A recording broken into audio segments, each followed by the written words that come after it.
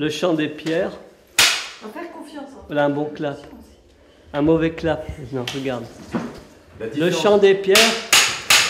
Ça, c'est un mauvais clap. Le mec qui pète les plombs montagne. Le plus mauvais clap, c'est comme ça. Fais-nous-le. C'est comme ça, le chant des pierres. Alors là, c'est quand même. Mais tu peux faire. Ah, je peux faire moi-même. Oui, oui. Tu peux faire comme ça. Ouais. Le chant des pierres.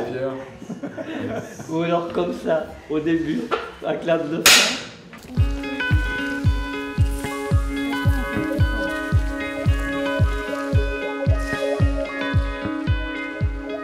Bien alors, je suis chargée du blog, c'est-à-dire de faire un petit peu un compte-rendu de ce qui se passe dans le tournage, de l'histoire de Don Alexis, des petites histoires qui se passent en dehors, de l'ambiance générale. Voilà, de tenir un blog presque au jour le jour. Est-ce qu'on peut éviter de marcher tout ce qui est de ce côté-là est barré? L'équipe est, je trouve, très concentrés, très calmes. Ils sont tous à l'écoute les uns des autres et très respectueux des rythmes de chacun. On sent que ce projet vient de loin et porté autour de François et Bruno avec beaucoup de cœur. Et il y a une ambiance à la fois sérieuse mais légère.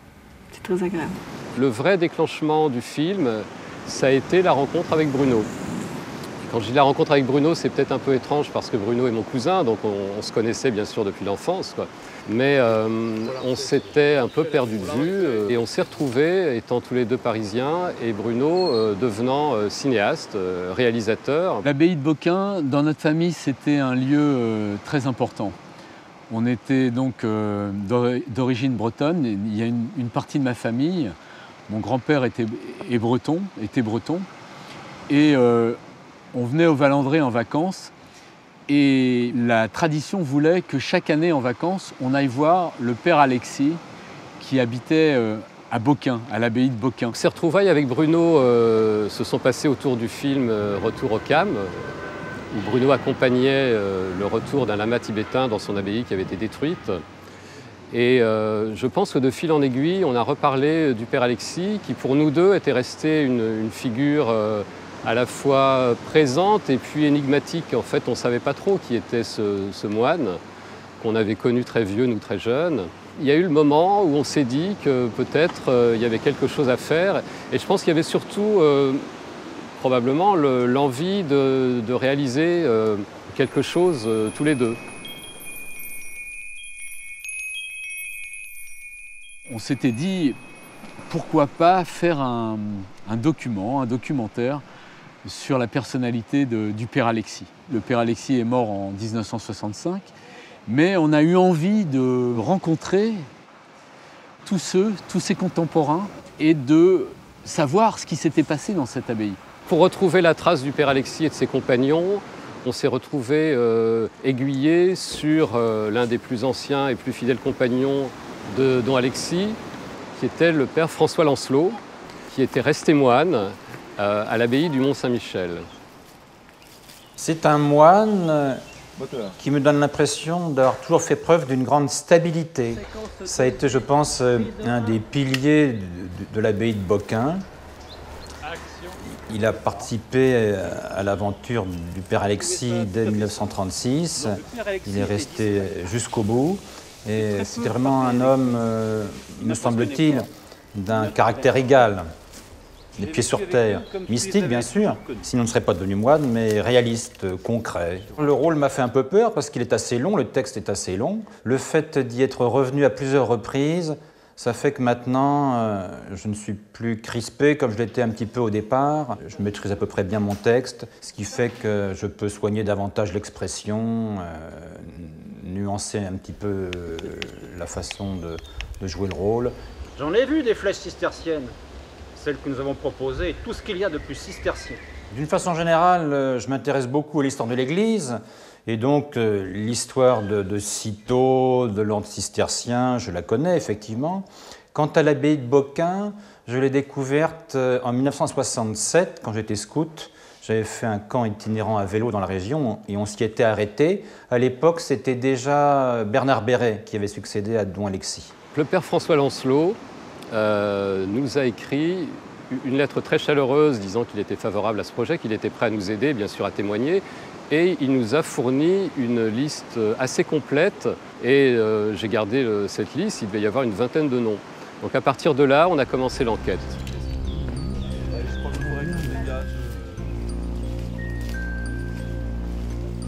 C'est assez curieux, comme souvent avec les moines.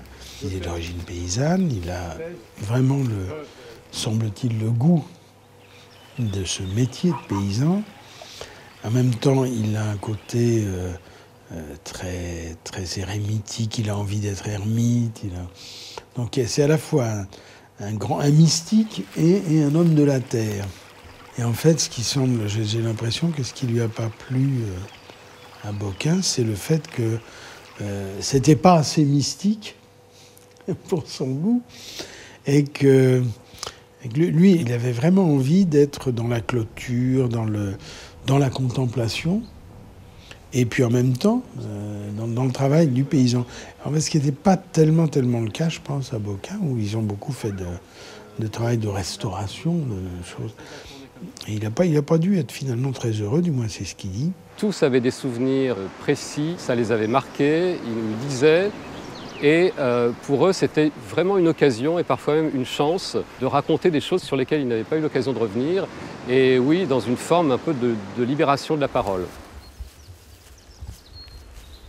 Au départ, je ne devais pas interpréter Bernard, c'était un autre personnage. Et finalement, en faisant des essais, François et Bruno ont trouvé qu'il y avait une affinité lective, je ne sais pas laquelle, entre moi et Bernard. Donc ils m'ont proposé ce rôle et effectivement il y a beaucoup de textes.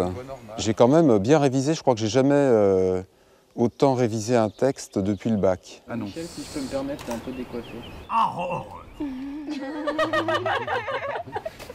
ouais, c'est la première fois. Merci. Bernard, ce qui est saisissant, c'est que c'est un garçon qui était pourtant d'une famille laïque, mais qui a eu un appel vraiment vers le mysticisme, la spiritualité. Il dit dans un de ses ouvrages Confiteor qu'il est passionné par Huxley, je crois, Aldous Huxley. Ça l'a marqué énormément. Et ce qui est quand même étonnant, c'est qu'à 18 ans, il avait un peu sa feuille de route. Il savait qu'il voulait s'engager dans quelque chose, une expérience spirituelle, mais ça aurait pu être un dojo zen, le bouddhisme. Et là, le fait qu'il ait découvert, alors je ne sais plus par quel biais il a découvert le monastère de Boquin, je ne me souviens plus de ça. Toujours est-il, quand il y a été, il a eu une sorte de coup de foudre. Et il a eu un coup de foudre, je pense, pour le bâtiment, qui était en rénovation, et pour le père Alexis, qui était une figure. Et ce qui est intéressant dans cette histoire, c'est que le coup de foudre a été réciproque. Certains, comme le père Lancelot, étaient encore moines, mais d'autres ne l'étaient plus, comme Michel Collin ou comme Bernard Béret, bien sûr. Et ceux-là, en particulier, enfin, à mon sens, avaient une perspective très riche et très intéressante. Ils n'étaient ni dans le reniement, mais pas non plus dans la nostalgie. Ce qui nous intéressait, c'est les témoignages de ces hommes qui ont vécu cette vie de moine au XXe siècle, qui ont essayé de suivre la règle de Saint-Benoît. Ce qui nous intéressait, c'était leur témoignage, ce qu'ils avaient à l'intérieur d'eux à raconter, mais pas quelque chose qui est de la langue de bois, mais quelque chose qui est du vécu. Il s'est avéré qu'une des personnes s'est désistée de ce rôle. Et du coup, Bruno m'a appelé pratiquement 24 heures plus tard en me disant « Mais Patrick, attends, j'ai pensé à un truc. Finalement, ça me paraît te correspondre parfaitement. Voilà, j'ai à te proposer le rôle d'un moine. » Moi, j'ai dit tout de suite oui. J'ai fait quand même le petit séminaire, c'est-à-dire qu'à 9 ans, j'ai été idéaliste au même titre que les moines qui, à 18 ans, se sont engagés, je veux dire, auprès de Don Alexis de cette aventure-là. Bon, moi, j'ai aussi eu quelque part, mais en beaucoup plus jeune, toutes ces confrontations avec la vie en groupe, enfin, la découverte que ce que je projetais n'était pas forcément exactement ça, par rapport à la religion, enfin, par rapport à beaucoup de choses. J'ai un peu le vertige en plus. Ah oui. Parfait.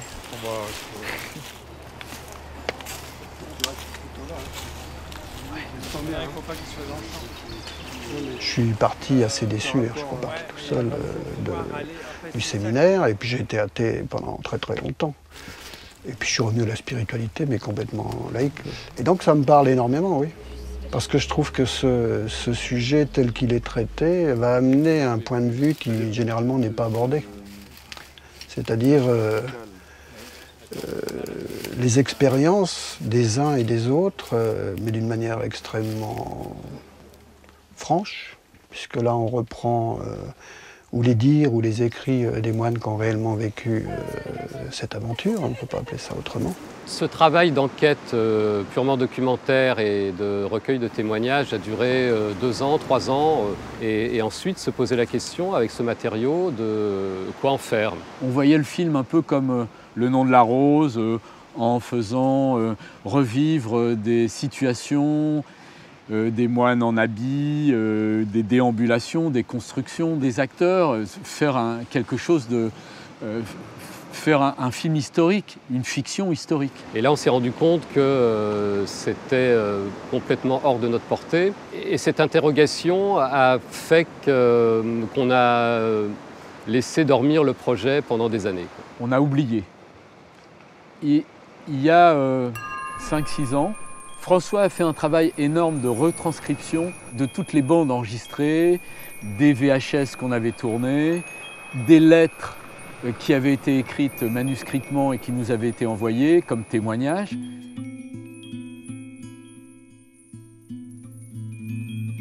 On s'est posé la question de par qui faire réinterpréter ces témoignages. Donc il y avait l'idée de prendre des acteurs professionnels, et là on y a très vite renoncé. L'autre idée était de faire appel à des moines actuels, de véritables moines, pour figurer les anciens moines. Là, je pense que ça aurait été encore plus compliqué qu'avec des acteurs professionnels. On a donc laissé tomber. Et la troisième idée, qui s'est avérée la bonne, ça a été simplement, avec Bruno, de faire une liste de gens à qui on pensait, qu'on connaissait, de notre entourage, des amis, et qui avaient, disons, à la fois la tête de l'emploi et puis une sorte d'adéquation avec ces personnages. Bruno avait ses noms, moi j'avais les miens, et puis on s'est mis simplement à appeler les uns et les autres et à leur faire cette proposition qui n'était pas banale. Beaucoup d'entre eux n'avaient jamais fait ni cinéma ni théâtre. La plupart avaient tout de même une activité artistique ou liée à l'écriture ou à l'image. Donc ça, c'était plutôt pour nous un point positif. Et alors surtout, à notre grande surprise et à notre grand ravissement, la plupart ont été réceptifs à nos propositions et l'ont accepté.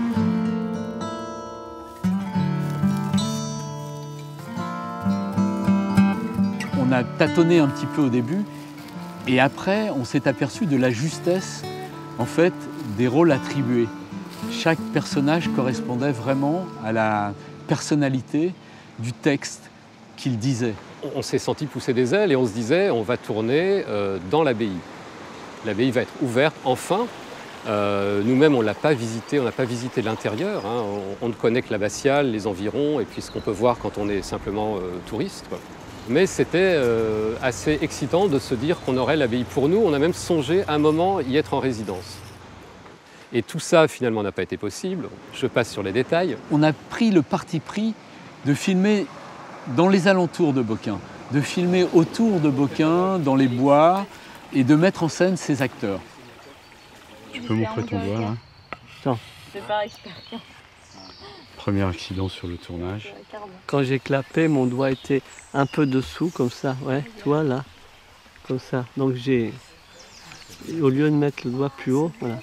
Donc j'ai, voilà, ça fait exactement ça. Je refais, mais tac, voilà, comme ça.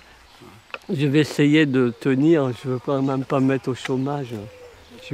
Bon, on va tenir. Moteur, prêt? On est prêt, ce sera donc moteur. Non, il est en train de scotcher quelque chose.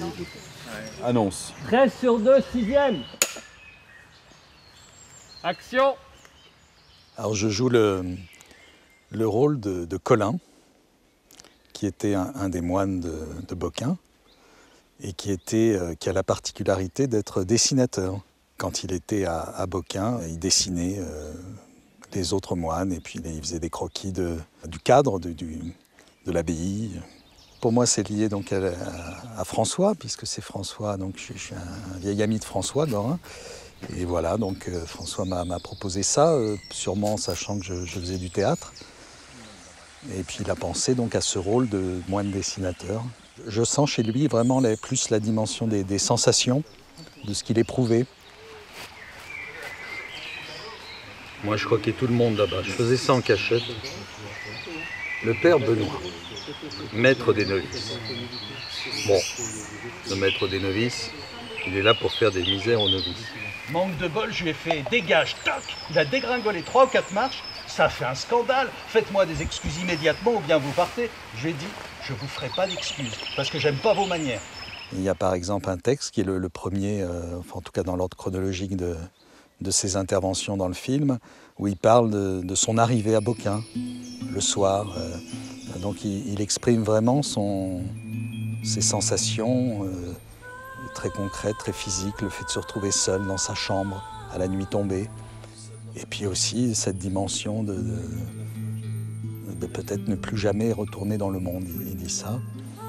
Donc on sent qu'il a éprouvé ça physiquement. Puis après, il y a un autre passage, par exemple, qui est assez beau, où il raconte les travaux dans les champs avec le père Alexis. Il parle de tableaux à la Bruegel. Donc c'est aussi, ça nous renvoie à une autre époque. L'outillage n'était pas le même. Là, on voit des gens qui font des travaux encore autour de l'abbaye, mais ils n'avaient pas de tondeuse à gazon. Enfin, on sent vraiment qu'il donne Pour moi, il brosse des tableaux. En fait, ça me plaît beaucoup. C'est presque du théâtre filmé. Et donc c'est un enjeu, c'est une tonalité, c'est une forme.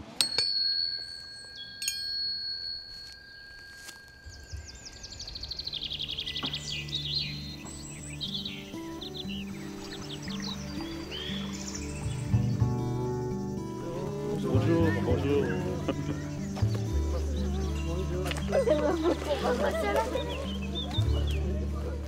Là, tu vois, je suis en train de boire du thé vert.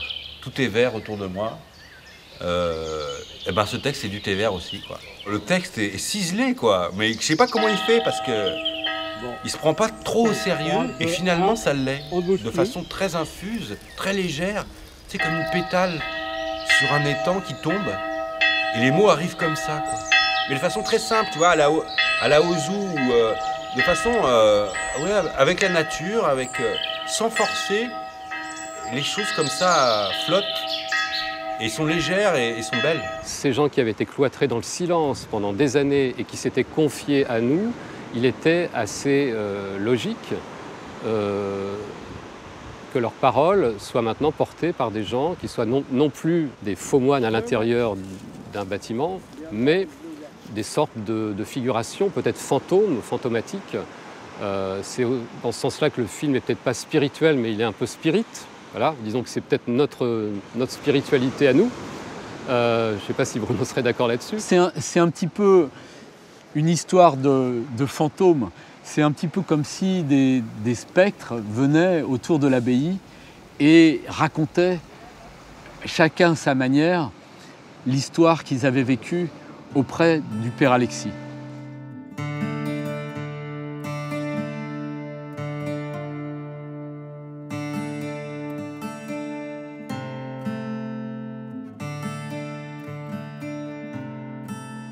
Il y a eu deux choses importantes et qui ont facilité la préparation et le tournage de ce film. C'est tout le travail qu'on a fait sur le texte avec les acteurs et où là, tous nous ont donné du temps. Il y a eu beaucoup de répétitions, des répétitions sans caméra, avec caméra. Et lui, le grincheux, c'est Henri. Je le reconnais maintenant. Quand même, l'arrivée de Bernard... Attends, non. Quand même, l'arrivée de Bernard, mais plus soft. Quand même, l'arrivée de Bernard... Non, là, tu as l'air de dire oh, sacré Bernard, petit fripon, va.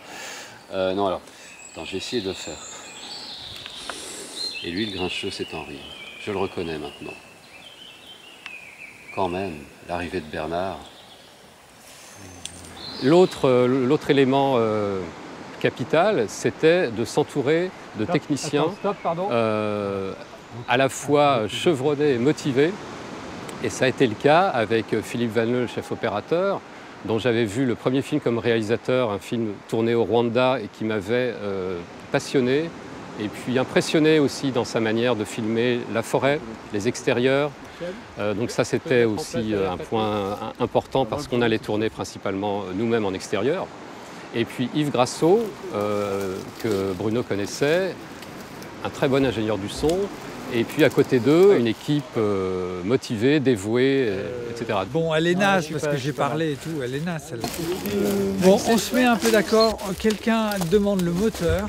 Oui, moi je dis ça tourne, après le clap, etc. Bah, c'est Philippe qui demande le moteur. Ok, si tu veux. Et puis aussi, là ça a enchaîné à peine sur le action, c'est-à-dire que moi j'ai le action et sa première syllabe. Donc, le comédien a un petit blanc d'une seconde, quoi. Parce que sinon on a le fin de action avec le début. Il y a des jours où c'est très facile et il y a des jours où c'est très difficile. Et en gros, quand ça devient un peu difficile, eh ben, ça devient rapidement très difficile. Parce qu'en fait, quand il y a des positions du genre un plan large avec beaucoup d'air au-dessus, on est tout de suite obligé de mettre la perche très loin, d'être très en hauteur, donc d'avoir les bras très hauts. Et ça peut durer comme ça pendant 2-3 minutes pendant une scène et ça fait mal aux bras, quoi. Je pouvais me reposer pour l'image sur Philippe, évidemment sur Bruno, pour le son sur Yves. Donc j'y suis allé avec une relative tranquillité. Avec Alexis et des amis, on a monté notre boîte de production. Et puis, peut-être un mois avant de venir, j'ai appris que j'allais être aussi script sur le tournage. Et voilà, et je fais aussi un peu d'administration de production, puisque je regarde combien coûte le tournage sans argent, combien nous dépensons. Et j'ai fait directrice de production, puisque j'ai fait les budgets et les plans de financement. Sinon, je suis aussi actrice, hein. Où il puisse appuyer son texte. Il n'est pas le truc sur les genoux, c'est quelque chose comme ça. Un genre de pupitre, quoi. Un genre de pupitre, mais pas sur pied, quoi. C'est quoi ton boulot, Alexis? Je suis l'homme à tout faire. Je suis le régisseur. Je suis chargé de veiller à ce que tout se passe au mieux sur le tournage. Donc, je suis connecté en permanence pour que il y ait des bonnes ondes. C'est un peu le boulot du druide, ça faut pas que je lui pique. Sinon il va me faire mal. En fait, 20 ans en arrière, quand le projet de film a commencé, François et Bruno, qui ont fait le tour des principaux personnages, qui étaient des gens déjà âgés à la retraite, ont rencontré un monsieur qui s'appelle Jean Tos, un breton qui était druide, il faisait partie de la Gorsette de Bretagne. Et donc il avait interviewé Jean Tos, qui a donné pas mal de renseignements concernant les allées et venues du père Alexis par rapport aux druides. Donc il était en fait officiellement l'aumônier des druides. Il allait faire les messes pour eux. Et de ce personnage, de cette interview a été créé le personnage du druide Jean, en fait, qui a été énormément, le texte a été énormément élagué au cours des différentes étapes de la préparation du film pour arriver en ce moment, au moment du tournage, à simplement un petit texte de 2 phrases. Reviens un tout petit peu sur ta gauche. Voilà. Fais un tout petit pas en avant. Voilà. Là, on le voit absolument pas, l'homme. Excellent. Moi, j'ai toujours été très touché par le fait de gens, par exemple, qui font quelque chose en commun, chacun ayant, on va dire, une partie qui lui est propre, mais qui est complémentaire souvent de l'autre. Et à un moment précis, ces gens, à un signal donné, vont se retrouver, engager se concentrer pour une seule cause, pour quelque chose. Et pendant quelques minutes, on oublie qui on est, quoi, les personnalités ou les différences, pour vraiment s'aligner et de former plus qu'un. Ça me touche beaucoup. 1 sur 5, 4e. Action. Mais voilà, ses principaux protecteurs à Rome sont morts, l'un après l'autre. À Tamier, celui de ces moines qui devait prendre la tête de la fondation est mort, tuberculeux. Puis celui qui devait le remplacer est mort à son tour. Un 3e s'est tué en voiture. C'était ahurissant. D'ailleurs, Un de ces jeunes moines, au moment de mourir, a dit à don Alexis, en le regardant, « Je vois l'abbé de Tamier. » Or. Alors là, je me suis planté. Moi, j'étais en même temps dans la position de l'apprenti, du novice peut-être, et du maître, de celui qui doit un peu prendre les choses en main, décider du planning, veiller à ce qu'on le suive, etc., voire aller chercher les acteurs à la gare, etc. Bon, bref. Mais ça s'est nuancé pendant toute la durée du tournage. Et moi, ce que j'ai ressenti profondément et qui m'a beaucoup plu, c'est que sur un tournage comme ça, en équipe assez resserrée, assez soudée, avec un petit nombre d'acteurs, on est un peu comme en cordée, et il y a des moments où on se sent être le premier de cordée, donc on tire un peu les autres, et d'autres moments où on se sent le dernier, mais vraiment. Et puis, et toutes les positions intermédiaires. Et ça, moi, ça m'a vraiment procuré quelque chose, une sensation que je n'avais jamais connue. Vraiment, moi, ces 2 semaines de tournage, c'était l'enchantement total, quoi. Et peut-être sans doute au-delà de ce que j'envisageais. Dès que tu vois l'ombre de la perche, c'est bon. J'ai alma madre dialul, j'ai alma malo, j'ai alma madre dialul, j'ai mangaramo, dordi kraft madre dialul, ardi kraft malo, dordi kraft malo dialul, ala kraft malo, jadi kraft malo dialul, jadi kraft malo, jadi kraft manga dimada, ala kraft jalo. C'est très simple, c'est une combine pour avoir toujours la craie à portée de main. Donc on fait une fixation avec une épingle à linge qui est scotchée au dos du clap. On peut mettre aussi une bande de scratch à la limite, mais bon, c'est un peu plus compliqué. Et en fait, il suffit de, ben voilà, hop, on a là, hop, on la remet, voilà, pareil. Alors, le bout, le côté là, sert à effacer le, voilà. C'est un côté très zen. Tout simple. On dirait un film de goût. C'est ça les pros.